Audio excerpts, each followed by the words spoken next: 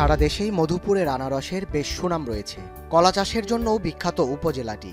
ফল সংগ্রহের পর এখানকার আনারস এবং কলার পাতা ও গাছ ফেলে দেয়া হতো।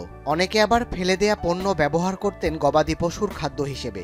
কিন্তু এসব ফেলে দেয়া গাছ ও পাতা থেকে এখন তৈরি হচ্ছে শৌখিন নানা পণ্য। ফাইবার এক্সট্রাকশন মেশিনের মাধ্যমে গাছ ও পাতা থেকে আঁশ বের করে পানিতে ধুয়ে রোদে শুকাতে হয়। এরপর এই আঁশ দিয়েই তৈরি হয় ঘর ও অফিসের সৌন্দর্য বর্ধনের নানা রকম শোপিস, ব্যাগ, জুতা, table mat, floor mat, flower box ও জুয়েলারি বক্স সহ পরিবেশ বান্ধব আকর্ষণীয় বিভিন্ন পণ্য। 1 থেকে 150-এর উপরে হ্যান্ডিক্রাফটের আইটেম আছে আমাদের এখানে, যেগুলো শুধুমাত্র কলা গাছ এবং আনারসের পাতা দিয়ে সুতা দিয়ে তৈরি। কারিগর আমাদের দেখাই দিছে, তারপর আমরা শিখছি, শিখা হেরা এখন আমরা এটা পাতা পেঁচে ডাটা দিয়া করে বানাই। 2017 সালে জাঙ্গালিয়া গ্রামে বুড়ো বাংলাদেশ প্রতিষ্ঠা করে একটি হস্তশিল্পের কারখানা। এতে শতাধিক বেকার নারী পুরুষের কর্মসংস্থানের সুযোগ হয়েছে। এই কাজের মাধ্যমে স্বাবলম্বী হয়েছেন অনেক নারী।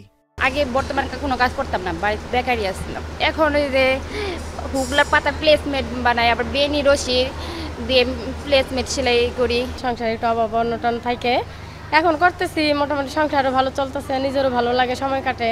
মজুরি ভালোই, 3000 টাকার মতো, 3500 টাকার মতো পাই।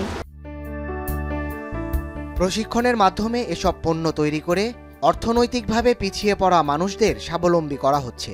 এছাড়া দেশের চাহিদা মিটিয়ে এসব পণ্য আমেরিকা, চীন, ইতালি, সিঙ্গাপুর সহ বিশ্বের অন্তত 56টি দেশে রপ্তানি করা হচ্ছে।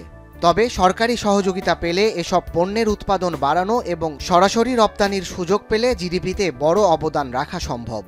আমরা এখন পর্যন্ত যারা এক্সপোর্ট করে তাদের সাথে কাজ করছি।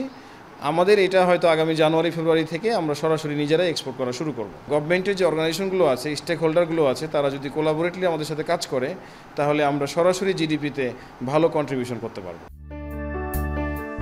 তবে যাদের মাধ্যমে বৈদেশিক মুদ্রা উপার্জন হচ্ছে সেসব উদ্যোক্তাদেরই সঠিক তথ্য নেই বিসিক কার্যালয়ে। সরাসরি রপ্তানির জন্য আমাদের এরকম কোনো উদ্যোগ নাই, তবু আমরা আমাদের ঊর্ধ্বতন কর্তৃপক্ষের সাথে যোগাযোগ করে বিদেশে মেলা হয় আমাদের, সেখানেও আমরা তাদেরকে অ্যাড করে দিতে পারবো। পরিত্যক্ত প্রাকৃতিক কাঁচামাল দিয়ে তৈরি পরিবেশ বান্ধব এসব পণ্য সরকারি সহযোগিতার মাধ্যমে দ্রুত সময়ের মধ্যে প্রচার ও প্রসার ঘটবে, এমনটাই প্রত্যাশা সংশ্লিষ্টদের। এখন টাঙ্গাইল।